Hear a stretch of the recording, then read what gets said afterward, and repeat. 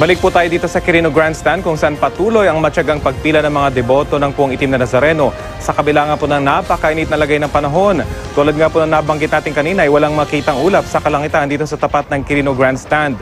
Makikita po sa aerial video na ating nakunan kanina ang napakahabang pila ng mga deboto na pumaikot na hanggang sa halos harapan ng bantayog ng pambansang bayaning si Jose Rizal.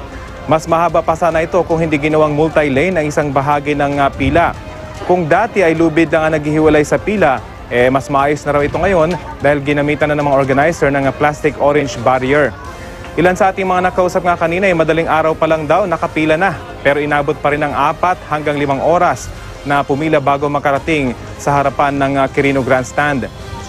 Ayon sa MMDA, tulad nga ng nabanggit ng ating kasamang si Mark Salazar, mamayang hapon posibleng umabot na ng 6 hanggang 8 oras ang pila at mas hahaba pa ito sa pagsapit ng gabi. Pinayagan po tayo ng MMDA na kumuha ng drone shot na ito kanina, pero bukas magiging no-fly zone na raw po ito hanggang Quirino Grandstand bilang bahagi pa rin ng kanilang mga security precaution.